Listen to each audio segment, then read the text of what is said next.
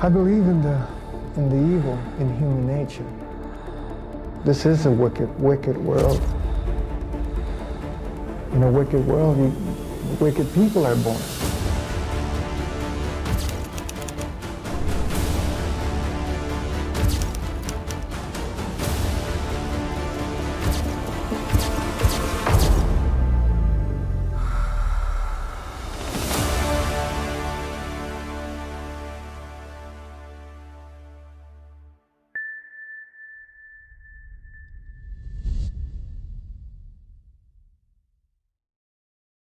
Рано утром в городе Мюлуз не происходит ничего примечательного, впрочем, как и в любое другое время. Этот небольшой городок с населением 110 тысяч человек расположен в провинции Эльзаса, на юге Франции. Но ранним утром 18 октября 2009 года тишина в Мюлуз была нарушена. В местное полицейское отделение поступил звонок со странным сообщением. На улице Рю-де-Тиль, напротив таможни, находится связанный мужчина, сказал по телефону аноним. Прибыв на улицу Рю-де-Тиль, полицейские нашли крепко связанного человека с кляпом во рту. Он лежал в позе эмбриона у железных ворот на въезде в переулок.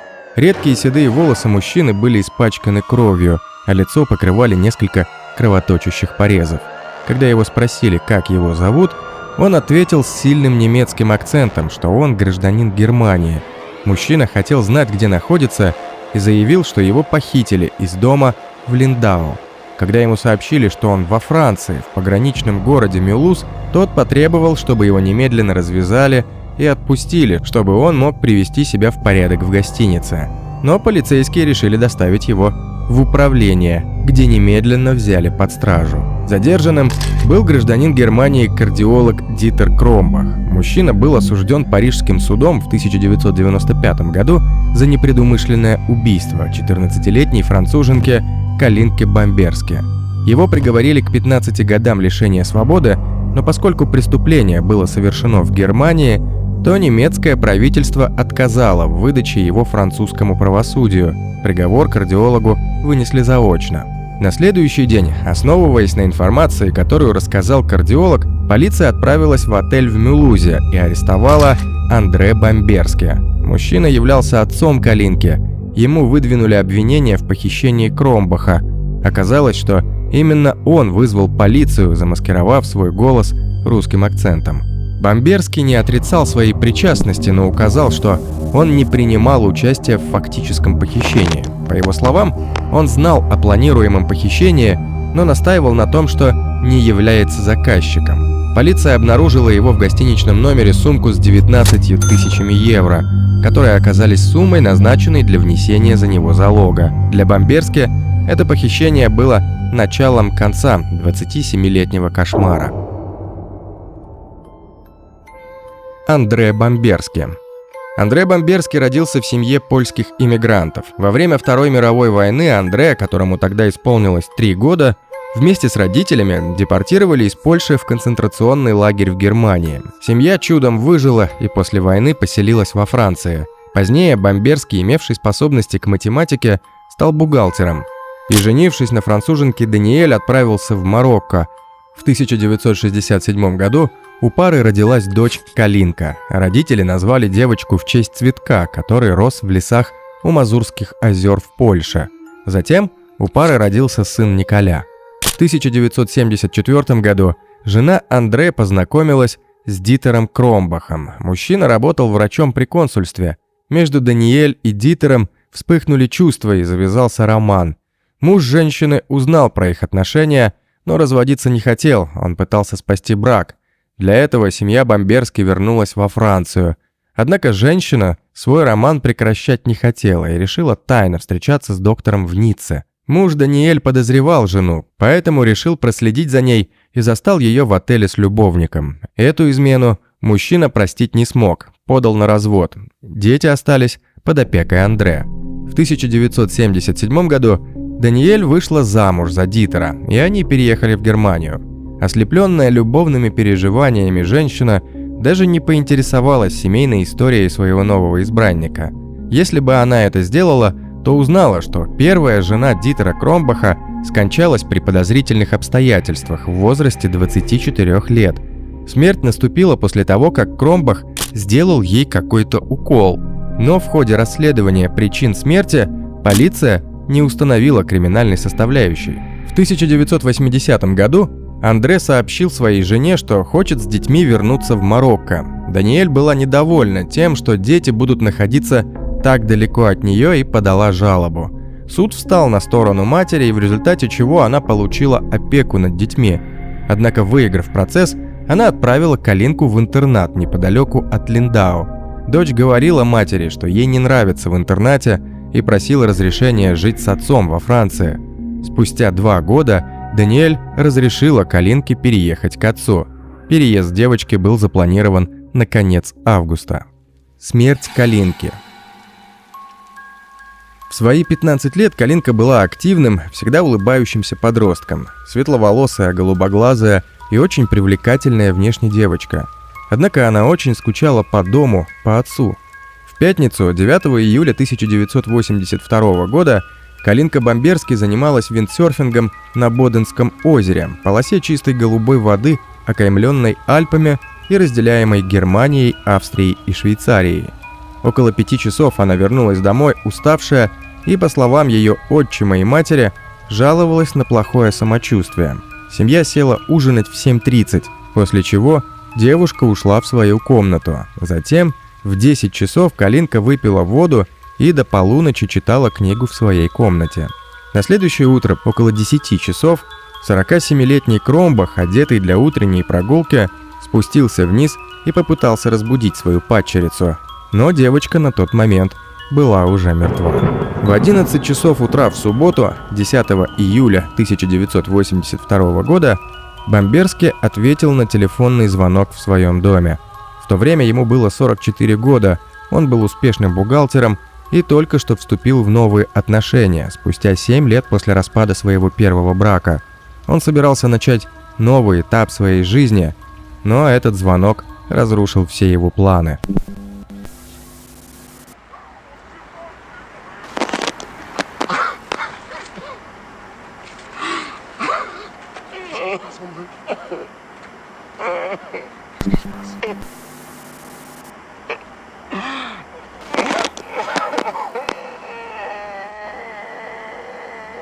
Звонила его бывшая жена Даниэль. Она сказала ему, что их дочь Калинка мертва.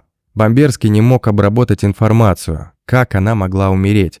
Он требовал ответа. Его бывшая жена срывающимся от горя голосом объяснила.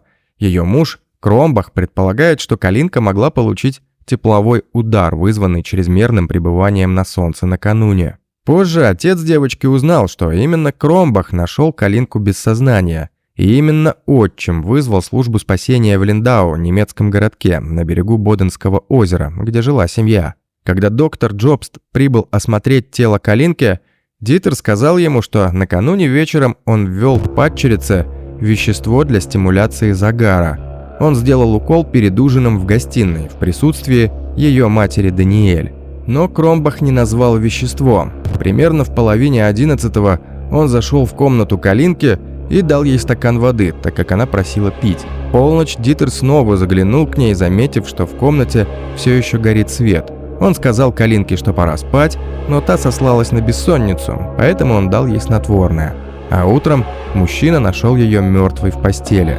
Затем Кромбах рассказал судебно-медицинским экспертам, что попытался вернуть падчерицу к жизни инъекцией карамина, стимулятора центральной нервной системы, непосредственно в сердце, и уколами 2 других стимуляторов – наводигала и изоптина в ноги. Но все эти действия не имели смысла, потому что девочка была уже мертва. Вскрытие показало, что смерть наступила между 3 и 4 часами утра. Вскрытие.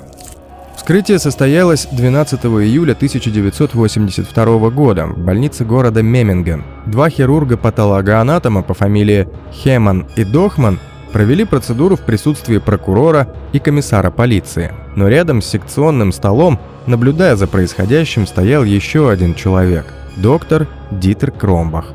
В отчете о вскрытии Хеман и Дохман констатировали следующее. Тело Калинки уже подверглось разложению. На ее правом предплечье имелся след от внутривенной инъекции. Еще 2 следа от инъекции на груди и на правой ноге. На внешних половых органах содержалась свежая кровь, а во влагалище обнаружена белая жидкость. А вот дальше произошло необъяснимое. Констатировав все вышеперечисленное, хирурги не стали проводить дальнейших исследований, а также не ответили на главные вопросы: при каких обстоятельствах девушка получила травмы половых органов, являлось ли обнаруженное вещество спермой, и если да, то кому она принадлежала. Врачи утверждали, что Калинка, вероятно, умерла от сердечной недостаточности. Они составили заключение, что смерть наступила между 3 и 4 часами утра в субботу, хотя девушка съела свой последний ужин около 7 часов вечера 9 июля, а значит, к 3-4 часам утра субботы пища уже должна была перевариться. Однако, по результатам того же вскрытия в желудке и пищеводе содержалась непереваренная пища. Кромбаха не стали допрашивать о произошедшем до следующего дня, а когда допрос все же состоялся, его провел комиссар полиции по телефону. И рассказанное Дитером комиссару разительно отличалось от того, что он поведал доктору Джобсту из отделения неотложной помощи в Линдау. Мужчина сообщил, что Калинка страдала малокровием, поэтому он сделал ей укол после ужина. Он ввел внутривенно кобальферцелит. Это препарат, включающий железо и кобальт, предназначенный для лечения железодефицитной анемии. Также его использовали дерматологи и косметологи для улучшения цвета кожи и поддержания эффекта загара. В настоящее время из-за большого количества побочных эффектов от такой практики отказались, а в 80-е активно использовали. В полночь, так как Калинка не могла заснуть, Кромбах дал ей таблетку фризиума. Это седативный миорелаксант и обычно назначается людям с приступами паники или эпилепсии. Его не следует принимать слишком долго, потому что он ухудшает концентрацию, а также может вызвать ночные кошмары и галлюцинации. Утром, обнаружив Калинку без сознания, отчим ввел ей допамин и дилаудид. Первый – это нейромедиатор, повышающий частоту сердечных сокращений и кровяное давление, а второй – анальгетик, считающийся наркотическим средством. Больше вопросов Дитеру Кромбаху не задавали, остальных членов семьи на допрос не вызывали. Но на этом странности не закончились. Похоронить девочку родители решили в Пичбуске, потому что Андре купил там место для семейной усыпальницы. Даниэль согласилась с мужем, а 13 июля она снова позвонила бывшему мужу и спросила, почему он дал разрешение на кремацию тела Калинки. Мужчина очень удивился этой информации, он не планировал кремацию. А позже выяснилось, что такое распоряжение дал прокурор Шнабель, который заявил, что действует от имени Андре Бомберски. Прокурор также дал указание комиссару Гебату, чтобы больше не производились исследования тела Калинки или какой-либо анализ тканей. Родители девочки заявили о своем несогласии с кремацией и подготовку к ней отменили. А 17 августа прокурор Шнабель отдал еще одно распоряжение. Он прекратил расследование причин смерти Калинки. Было признано, что смерть девочки наступила в результате несчастного случая, а суд и вовсе не назвал причину смерти. Тело Калинки передали родственникам для похорон. Стоя у гроба дочери, Андре Бомберски, не веривший в несчастный случай, клялся докопаться до истины и не дать убийце уйти от правосудия. Даниэль же была не согласна с бывшим мужем, она считала, что их дочь скончалась в результате сердечной недостаточности. Начало расследования. 22 сентября, спустя 10 недель после смерти Калинки, Андре получил отчет о вскрытии. Он был написан на немецком, и понадобилось еще 16 дней, чтобы получить перевод. Когда 8 октября 1982 года мужчина прочел отчет, у него появилось огромное количество вопросов. Что Кромбах делал на вскрытии? Почему он ничего не упомянул об инъекции раньше? И что определили результаты токсикологической экспертизы? Как и любого родителя, чей ребенок умер вдали от дома, Бомберски, казалось, мучился от чувства, что подвел свою дочь, от чувства, что он не смог защитить Калинку. И, возможно, именно это осознание еще сильнее подтолкнуло его к поиску ответов на вопросы, связанных с ее смертью. Подозрения мужчины усилились, когда он позвонил своей бывшей жене и спросил ее о тестах. Она пообещала, что поговорит с Кромбахом и перезвонит ему, но не сделала этого. Когда Бомберски позвонил снова 2 дня спустя, она сказала ему, что никаких анализов не проводилось. Женщина убеждала бывшего мужа, что их дочь умерла по велению Господа, и ему нужно смириться. Но Андре не согласился. Гораздо более земное и зловещее объяснение смерти его дочери пришло ему в голову. Кромбах изнасиловал Калинку, а затем убил ее инъекцией, возможно, чтобы заставить замолчать.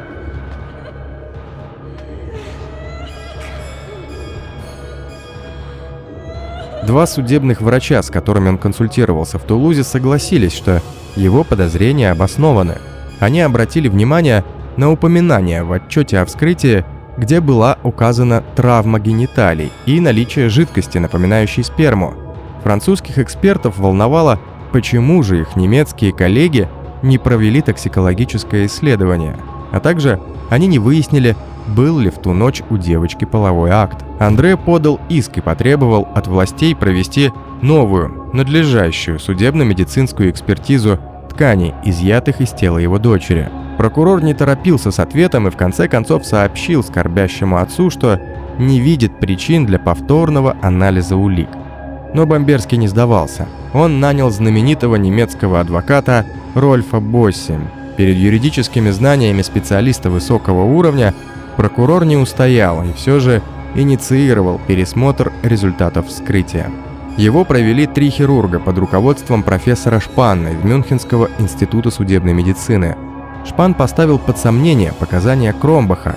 Хотя причина смерти все еще была не установлена, дело сдвинулось с мертвой точки.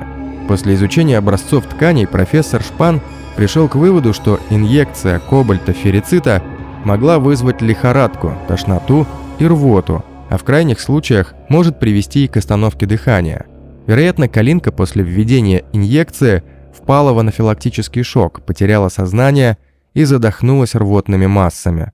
Также профессор предположил, что отчим девочки солгал по поводу промежутка времени между введением инъекции и смертью, потому что, по полученным данным, смерть Калинки наступила мгновенно, поскольку отсутствовали признаки иммунной защиты. Факт наличия непереваренной пищи в желудке девушки это подтверждал. Настойчивый адвокат также вынудил комиссара Гебата согласиться допросить других свидетелей, пусть и через год после смерти девочки. Допрашивали мать девочки, Даниэль, брата Николя, а также детей Кромбаха от первого брака, Бориса и Диану. Даниэль рассказала, что не присутствовала, когда ее муж сделал инъекцию Калинке от анемии. Однако ее показания были противоречивыми и не соответствовали рассказу ее мужа. Она ни слова не сказала о том, что в день смерти девочка жаловалась на недомогание. Также Даниэль сообщила, что легла спать около 10 часов вечера, а о смерти дочери узнала утром от Кромбаха, а больше о смерти дочери она ничего не знает.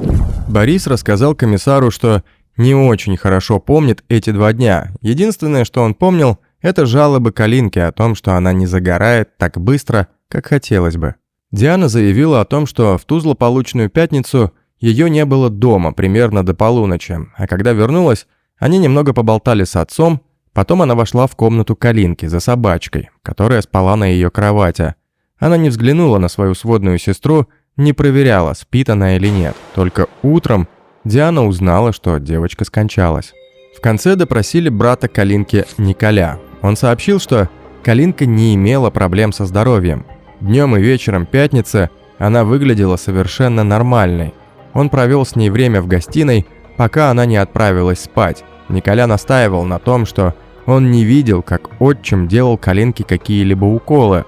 В субботу утром его разбудила сирена скорой помощи, подъехавшей к вилле, и только тогда он узнал, что ночью умерла его сестра.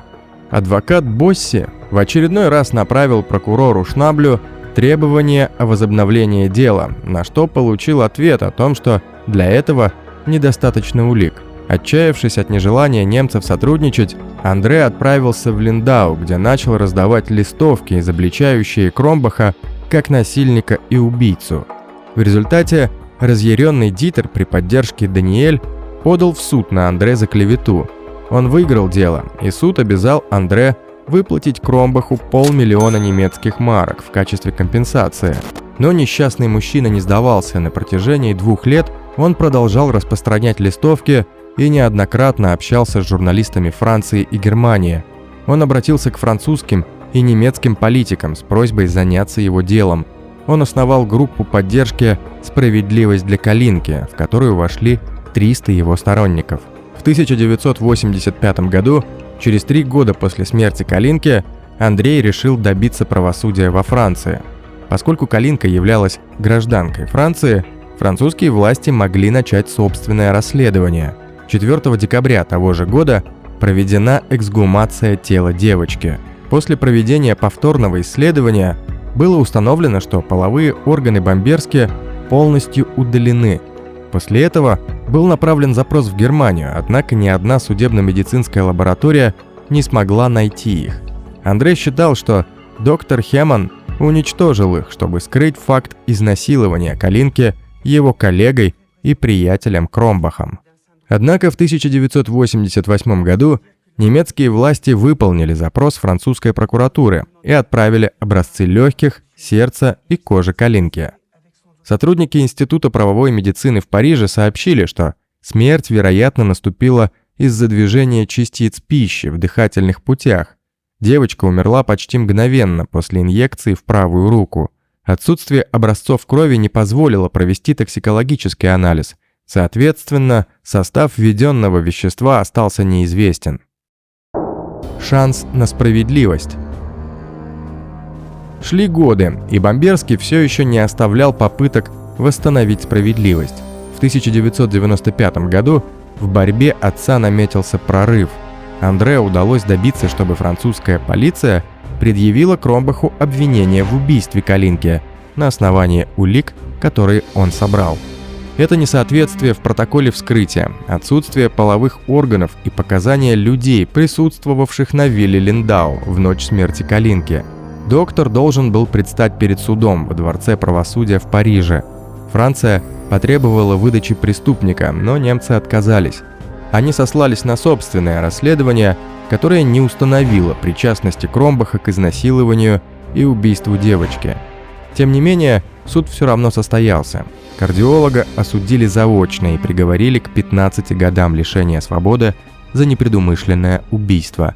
Французский суд не смог установить, что девочка подверглась изнасилованию, но постановил, что она умерла в результате инъекций, которые он ей сделал. Мужчина был осужден, но скрывался от правосудия, и следующий шаг, который Андре должен был сделать – добиться экстрадиции убийцы дочери. И для Кромбаха ситуация складывалась не лучшим образом. Деятельность Андре Бомберски привела к тому, что многие женщины, жительницы Германии, связались с Андре, чтобы поделиться своими подозрениями. Они считали, что доктор изнасиловал их после того, как ввел снотворное. В некоторых случаях к отцу девочки обращались не сами жертвы, а их родственники, потому что женщины даже спустя годы были слишком травмированы, чтобы говорить о пережитом опыте. До 1997 года французские власти не предпринимали никаких попыток добиться экстрадиции доктора. По мнению Андре Бомберски, это было вызвано политическими мотивами. Французы не хотели осложнять отношения с Германией, а немцы, зная об этом, тоже ничего не делали. Кто же такой Дитер Кромбах? Дитер Пол Кристиан Кромбах родился 5 мая 1935 года в семье прокурора казначейства Уолтера и его жены-домохозяйки Марианны Брендел. Дитер с отличием окончил медицинский университет Франкфурта, затем он защитил докторскую диссертацию по психиатрии, после чего выбрал кардиологию в качестве основной своей специализации. Первые отношения у 28-летнего врача были с 15-летней Моникой Хенце. У них родились сын Борис и дочь Диана. В семье постоянно были скандалы, а в какой-то момент Моника внезапно умерла. В заявлении, сделанном много лет спустя немецкой полицией ее матерью, утверждалось, что Кромбах, в то время многообещающий молодой доктор, терроризировал свою жену, избивал ее и угрожал убить. В 1969 году Хенце была поражена загадочной болезнью, которая сделала ее немой и слепой, а затем вовсе девушку парализовала. Согласно рассказу ее матери, муж девушки локтем оттолкнул лечащего врача и сделал инъекцию своей жене самостоятельно. Хенце умерла несколько часов спустя от кровоизлияния в мозг. Так и не было установлено окончательной связи между инъекцией и смертью жены Кромбаха. Официальной причиной смерти был назван тромбоз базилярной артерии, которая снабжает кровью мозг. Через 10 месяцев после смерти жены Дитер снова женился. Когда этот брак дал трещину, Дитер спустя множество мимолетных интрижек встретил француженку Даниэль Ганен, маму Калинки. У нее был муж и 2 детей, но Дитер был так настойчив, что Даниэль сдалась. Муж узнал об измене и увез семью из Марокко во Францию. Дитер же последовал за семьей Бомберски. Со временем его возлюбленная развелась со своим супругом, чтобы начать совместную жизнь с Дитером в Линдау. Именно в этом немецком городке Дитер стал заниматься частной медицинской практикой. Эта работа позволила ему получить имя, славу и деньги. У него было все, кроме семейного счастья. С Даниэль Дитер развелся спустя 5 лет после смерти Калинки. Женщина обвинила мужа в многочисленных изменах. В 1995 году Дитера осудили за непреднамеренное убийство падчерицы. Если Кромбах и был расстроен приговором Франции, то ничем не показал этого. На самом деле у него не было для этого причин. Судебные власти Баварии и Берлина дали понять, что считают дело против него закрытым, а заочный процесс во Франции незаконным. Мужчина продолжил проживать на Боденском озере и работать кардиологом. Кромбах продолжал вести социально и физически активную жизнь. Он был членом конно-спортивного клуба и держал парусную лодку в яхт-клубе Линдау. По его собственному позднему признанию, он также содержал несколько любовниц и заводил множество романов. Спустя 2 года после развода с Даниэль Дитер вновь женился. Его супругой стала Эльке Фрелих. Девушка была намного младше своего избранника, но наличие жены не останавливало Кромбаха от мимолетных союзов. Мужчина постоянно изменял своей жене, что в конечном итоге привело к очередному разводу. В 1997 году 16-летняя девушка по имени Лаура Штелле посетила клинику Кромбаха в Линдау для эндоскопического обследования. Его ассистентка была на ланче, поэтому доктор провел девушку в свой кабинет. «Исследование, вероятно, будет болезненным», — сказал он ей, прежде чем ввести, с ее согласия, внутривенный наркоз. «Когда я проснулась, он был на мне, совершенно голый». Позже рассказывала она французскому телеканалу. «Я была в шоке. Я попыталась пошевелиться. Я была полностью парализована». Кромбах, очевидно, полагал, что девушка будет хранить молчание, но Штелле пошла к своим родителям, которые обратились с заявлением в полицию. Дитера Кромбаха взяли под стражу. В тот же вечер один из репортеров местной газеты сообщил об этом нападении Андре Бомберски. «В конце концов, я подумал, что его арестовали за дело Калинки», — сказал Андре. Но она сказала: «Нет, он изнасиловал женщину в своей клинике». 6 месяцев спустя немецкий судья признал доктора виновным в изнасиловании несовершеннолетней. Также по решению суда его лишили медицинской лицензии и приговорили к 2 годам тюремного заключения. Затем, сославшись на отсутствие у доктора судимости в Германии и его авторитет в обществе, судья приостановил исполнение приговора. Мужчина оказался на свободе.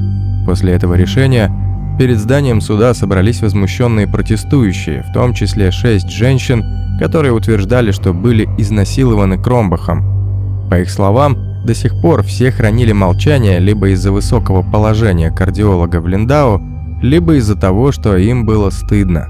Сам Кромбах все обвинения отвергал. В интервью репортеру французского радио он обвинил жертву: «Девушка хотела переспать со мной. Она начала раздеваться, все закончилось за 5 минут». Он также высмеял Бомберски, который присутствовал на суде и спровоцировал эмоциональную конфронтацию. «Этот человек сумасшедший», — сказал Кромбах. «Мне смешно думать о том, что я занимался любовью с падчерицей. Мне это было не нужно. Я был женат, я был счастлив с матерью Калинки».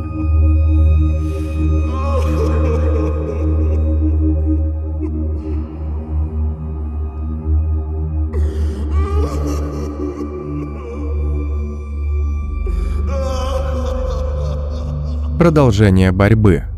В 1999 году Андре уволился с работы, чтобы полностью посвятить себя преследованию и поимке Дитера Кромбаха. Разочарованный приговором, он цеплялся за одну надежду, что полиция схватит доктора во время одной из его частых поездок через границу Германии в Австрию и Швейцарию, а затем экстрадирует его во Францию. С этой целью он посетил австрийскую и швейцарскую жандармерии, полицейские комиссариаты и таможенные посты. Мужчина раздавал фотографии Кромбаха, папки с газетными вырезками и судебными ордерами. Временами с ним обращались грубо, отмахивались, по его словам, как от сумасшедшего. Однажды безрассудство Кромбаха и настойчивость Бомберски чуть не привели к поимке доктора. В 2000 году полицейский в поезде на западе Австрии узнал его по фотографии, которую оставил Бомберски, и арестовал. Дитер провел 3 недели в тюрьме, прежде чем австрийский судья согласился с доводами его адвоката о том, что судебный процесс во Франции был незаконным, и распорядился освободить его. Несколько месяцев спустя, в начале 2001 года, Европейский суд по правам человека в Страсбурге постановил, что суд над кардиологом был несправедливым по причине того, что обвиняемый не имел возможности выступить в свою защиту. Суд отменил приговор в отношении Кромбаха и обязал правительство выплатить ему 100 тысяч французских франков или 20 тысяч долларов. После этого инцидента Дитер перестал проявлять заметную активность. В начале 2006 года женщина в Ридентале в Центрально-Восточной Германии отправилась на плановое обследование в клинику к своему постоянному врачу. По приезду ей сообщили, что мужчина совершил суицид, поэтому женщину перенаправили к другому врачу, чье странное поведение вызвало у нее подозрения. В тот вечер, изучая историю доктора в интернете, она наткнулась на немецкий документальный фильм о смерти Калинки Бомберски и последующем осуждении Кромбаха за изнасилование в Германии. Она уведомила полицию Риденталя о том, что доктор работает в клинике. Тем временем Кромбах, очевидно, заподозрив неладное, уже исчез. Затем женщина обнаружила в интернете сайт, посвященный расследованию дела Калинки. Там же она нашла личную почту Андре Бомберски и сообщила ему о случившемся. Мужчина ответил ей, что благодаря своему собственному расследованию ему известно, что Дитер жил в маленькой квартирке в частном доме в Шейдегге. Женщина передала информацию в полицию, и Кромбах был арестован за медицинскую практику без лицензии. В период с 2001 по 2006 год, как позже показало полицейское расследование, Кромбах тайно подрабатывал врачом в 28 различных клиниках по всей Германии. Лишившись своей медицинской лицензии после осуждения за изнасилование в 1997 году, он предъявлял ксерокопию документа, благодаря чему смог осуществлять медицинскую деятельность. А когда просили оригинал документа, утверждал, что он утерян. До того, как его опознали в Ридентале, никто из его работодателей или пациентов не удосужился проверить его биографию. 2 психиатра обследовали Кромбаха в больнице Мюнхенского университета перед судом по обвинению в мошенничестве и врачебной практике без лицензии. Субъект, по их словам, был хроническим лжецом, сексуально озабоченным.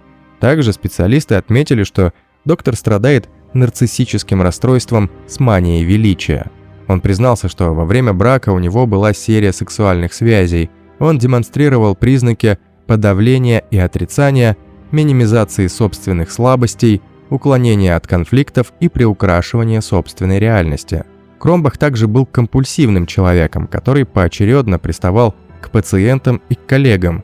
Если его оставить без присмотра в клинике, он сделает это снова, заключили психиатры. После 2-дневного судебного разбирательства Дитер был признан виновным и приговорен к 2 годам и 4 месяцам тюремного заключения. Для Бомберски, который также присутствовал на этом судебном процессе, это была лишь временная победа. В июне 2008 года, проведя 18 месяцев за решеткой, Кромбах вернулся в Германию. Доктор несколько раз менял адрес проживания, а потом обосновался в скромной 2-комнатной квартирке в доме на тихой улочке в деревне Шнайдек, неподалеку от Линдау. Казалось, он наслаждался добровольным уединением, не обращая внимания на косые взгляды и перешептывания соседей, которые прекрасно знали, кто он такой. Похищение. Около полуночи 9 октября один из жителей выгуливал собаку и заметил лужу крови на дороге рядом с припаркованной машиной. Мужчина опознал автомобиль как принадлежавший своему соседу, Дитеру Кромбаху. Подойдя к машине, сосед споткнулся о чей-то ботинок и увидел окровавленную дубинку. Он вызвал полицию. Полицейские осмотрели лужу на дороге и определили, что это действительно кровь, и на дубинке тоже. Они постучали в дверь соседа, но им никто не ответил. Тогда они перекрыли часть улицы и опечатали входную дверь в жилище Кромбаха, оставив для него записку с просьбой позвонить в полицию по возвращении. Однако звонка не последовало, но на следующее утро пришло письмо от французской полиции Мюлуза. Полицейские сообщили своим немецким коллегам, что Дитер Кромбах сидит у них в камере. К тому времени полиция Мюлуза уже разыскивала Андре Бамберски. Его не было в Печбуске. Спустя день оператор сотовой связи отследил его до гостиницы в Мюлузе. Мужчина не выглядел удивленным, когда полицейские постучались в дверь его гостиничного номера. Он полностью сотрудничал со следствием, рассказав, что не похищал Кромбаха, но приказал похитителям доставить его во Францию. Сам лично Андре не видел доктора. Похитители только сообщили ему, где оставили его. Затем мужчина признался, что изменил свой голос, чтобы некоторое время полиция не могла напасть на его след. Он хотел быть в Мюлузе, чтобы убедиться, что полиция не отпустит Дитера Кромбаха. В номере Андре обнаружили 19 тысяч евро, и он не скрывал, что именно эти деньги намеревался передать похитителям Кромбаха. Он сказал, что не знал их имен и никогда не встречался с ними, кроме единственного раза, 9 октября 2009 года, находясь в австрийском городе Бергенц, его вызвали в вестибюль отеля, где он остановился. Там его ждал человек по имени Антон. Мужчина пригласил покататься на машине по окрестностям. Во время поездки Антон сказал Андре, что читал о его дочери в интернете на сайте «Правосудие для Калинки» и полагает, что пора положить конец безнаказанности Дитера Кромбаха. Антон спросил, согласен ли Андре, чтобы он привез Кромбаха во Францию. Отец девочки ответил утвердительно. За похищение мужчина денег не попросил, однако Бамберский все же настоял на оплате. Антон принял предложение со словами «Хорошо, но вы не будете меня ни о чем спрашивать. Никакой информации». Похитители позвонили около 10 часов вечера в ночь перед похищением 17 октября. Звонивший мужчина, изменив свой голос, сказал Андре готовиться к отъезду в Мюлуз. В половине четвертого снова зазвонил телефон, и тот же голос сообщил, что Кромбах находится на улице Рю-де-Тиль. Звонивший продиктовал название улицы по буквам, чтобы убедиться, что Андре все правильно понял. После этого Бамберский позвонил в полицию, а утром первым делом вылетел в Мюлуз. Однако прежде чем он успел передать деньги похитителю, отцу Калинки предъявили обвинение в похищении человека. Его задержали на 48 часов, и его новый адвокат, уже не немец Босси, а француз Франсуа Гибо, выступил с просьбой об освобождении под залог. Прошение удовлетворили, и сумма залога равнялась той, которую нашли в номере отеля во время ареста – 19 тысяч евро. Похитителей было трое. Один из них, житель Косово, Антон Красницкий, сдался полиции в Австрии. Его также освободили под залог. Судебные органы Австрии, Германии и Франции должны были решить, в какой из 3 стран он предстанет перед судом. Позже задержали второго участника похищения, выходца из Грузии Каху Баблавлане. И третий, возможно, русский, фигурировал в деле под именем Иван. Его так никогда и не задержали. Так как Дитер находился во Франции, полиция сразу же смогла приступить к суду. Его адвокат проиграл апелляцию о внесении залога по причине возраста и состояния здоровья. Для Кромбаха, которому уже исполнилось 74 года, любой приговор, связанный с тюремным заключением, равносилен смертному. Ожидалось, что его приговор составит даже больше тех 15 лет, которым его приговорили 14 лет назад. Судебный процесс начался 11 марта 2011 года. Весь первый день адвокаты обвиняемого боролись за прекращение дела на том основании, что немецкий суд не предъявил ему никаких обвинений, но они потерпели неудачу. У прокурора появились свидетели, чьи показания грозили отправить Дитера Кромбаха в тюрьму до конца его дней. По мере развития судебного процесса доктор заметно бледнел. Он время от времени хватался за грудь, словно желая запустить свое останавливающееся сердце. Защита предупреждала, что у него может случиться инфаркт, и 5 апреля он действительно рухнул на своем месте в зале суда. Процесс приостановили, пока подсудимый не восстановится. Дитера поместили в больницу Питье-Сальпетриер, где подключили к аппарату искусственного дыхания. Ровно через 6 месяцев, 5 октября 2011 года, суд возобновился. Мужчина вошел в зал суда, опираясь на трость, и снова заявил о своей невиновности. Но через несколько дней на скамью для дачи свидетельских показаний вызвали 2 жительниц Германии, 42-летнюю Свон Мауэр и ее 41-летнюю сестру Яну. Они рассказали суду, как Кромбах изнасиловал их, когда им было 16 и 15 лет. Их история поразительно напоминала случившееся с Калинкой. Дитер Кромбах сначала стал лечащим врачом их матери, а после того, как между ними возникли близкие отношения, отчимом для девочек. Во время отпуска во Франции Кромбах забронировал 1 номер для всех 4. Из заявления женщин следовало, что мужчина делал всем уколы, включая их мать, и пока та спала, насиловал ее дочерей, находившихся в бессознательном состоянии. Доктор все слова женщин отрицал. Эти показания послужили переломным моментом для одного из немногих сторонников Кромбаха, его бывшей жены и матери Калинки, Даниэль. Она вспомнила, что в ночь перед смертью Калинки муж давал ей снотворное, а когда она проснулась утром, дочь уже была мертва. Понадобилось почти 30 лет, чтобы Даниэль наконец поняла, что это не случайность, а преднамеренный план. Затем она вспомнила случай, когда ее муж проявил свои наклонности и продемонстрировал свой почерк преступника. Даниэль рассказала на суде об их тайне.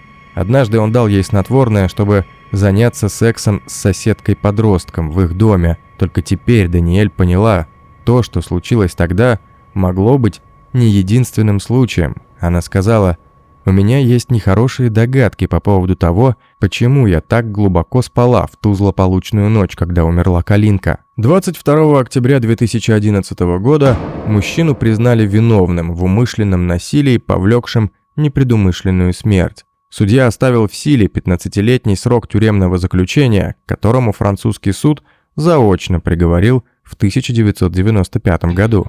Суд над похитителями. 23 мая 2014 года состоялся еще один судебный процесс. В этот день выслушал приговор Андре Бамберски. Суд над ним проходил в Мюлузе.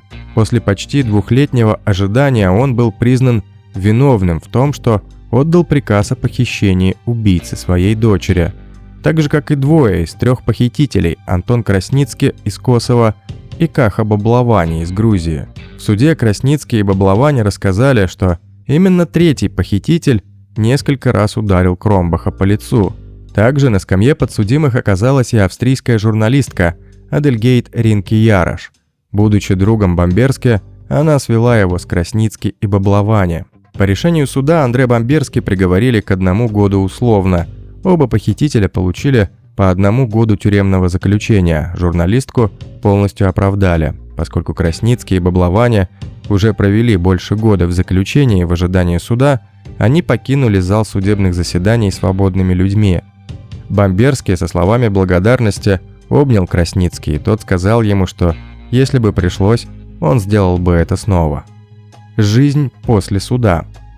Дитер Кромбах несколько раз подавал жалобу в Европейский суд по правам человека, утверждая, что его дважды пытались судить за одно и то же преступление. Суд отклонил все его жалобы. Однако в феврале 2020 года Дитера выпустили на свободу по состоянию здоровья. Мужчине позволили вернуться в Германию. Спустя 7 месяцев после освобождения Кромбах умер в возрасте 85 лет. Антон Красницкий после суда ведет уединенный образ жизни и редко появляется на публике. Даниэль, мать Калинки, проживает во Франции, она в 3-й раз вышла замуж. После окончания судебного процесса женщина отказалась давать какие-либо комментарии СМИ по данному делу.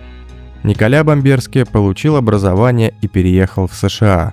Андре Бамберски проживает во Франции, в городе Тулуз. Дорогие подписчики и гости канала, как вы считаете, действительно ли Дитер Кромбах виноват в смерти Калинки? Если да, то считаете ли вы его наказание справедливым? Своим мнением об этом делитесь в комментариях. Подписывайтесь также на канал, чтобы не пропустить новые материалы. И не забывайте писать, какие истории вы хотите услышать.